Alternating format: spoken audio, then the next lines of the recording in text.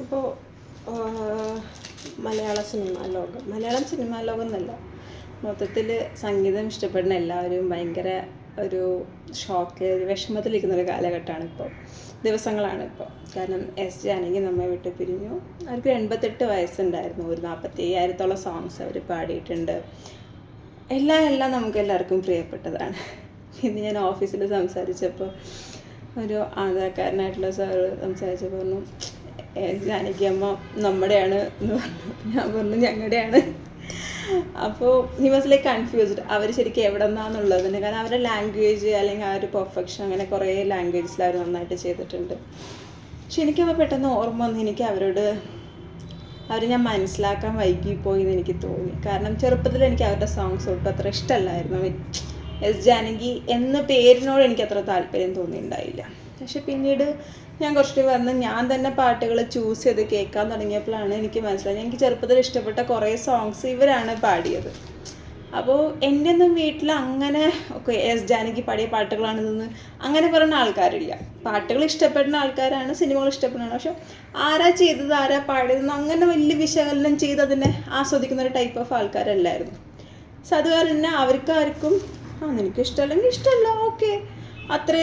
അല്ലാണ്ട് അതിനൊരു നിർബന്ധത്തിൽ കൊണ്ടുവരിക, അല്ലെങ്കിൽ നിനക്കെന്താ ഇഷ്ടമില്ലാത്തതെന്ന് ചോദിക്കുക, അങ്ങനെയൊന്നും ഉണ്ടായിട്ടില്ല.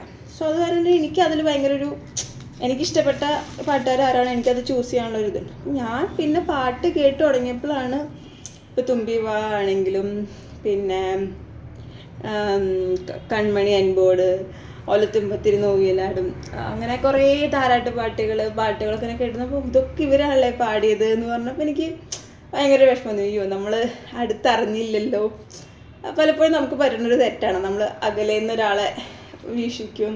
പക്ഷെ കുറച്ചുകൂടി നമ്മൾ മനസ്സിലാക്കി കഴിയുമ്പോൾ നമുക്ക് എല്ലാത്തിനോടും നമുക്ക് എന്താണ് മനസ്സിലാക്കാൻ, അതിന് ശരിക്കും ഇഷ്ടപ്പെടാൻ. അങ്ങനെ ഇഷ്ടപ്പെട്ട് വന്നപ്പോൾ എനിക്ക് എസ് ജാനകി ഭയങ്കര ഫേവറേറ്റായി.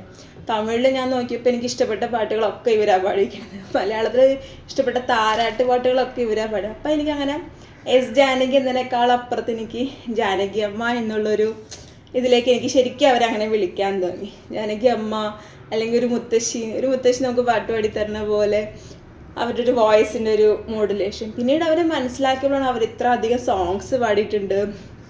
ഇന്ത്യയിൽ നിന്ന് ഒരുമാതിരി എല്ലാ ഭാഷയിലും അവർ പാടിയിട്ടുണ്ട്.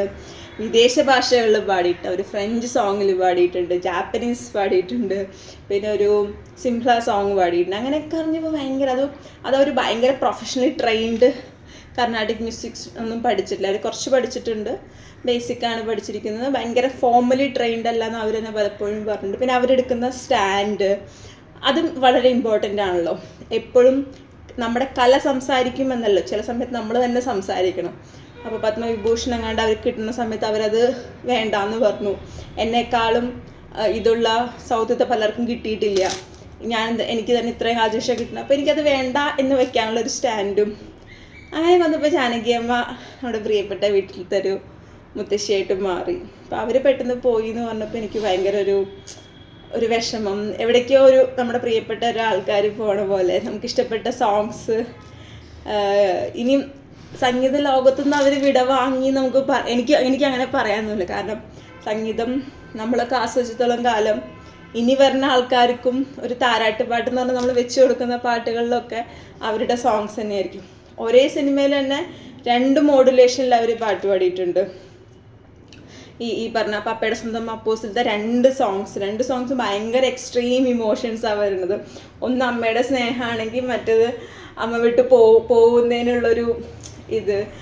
അപ്പോൾ ഭയങ്കരമായിട്ട് എനിക്കതങ്ങനെ, അതാണ് എനിക്ക് തോന്നുന്നത് ഏറ്റവും കൂടുതൽ ഇഷ്ടപ്പെട്ടത്. പിന്നെ ഒബ്വിയസ്ലി തുമ്പിവാനെ പറ്റി എനിക്ക് വേറൊരു കഥയുണ്ട്, അത് ഞാൻ ഇനി വരെ പറയാം.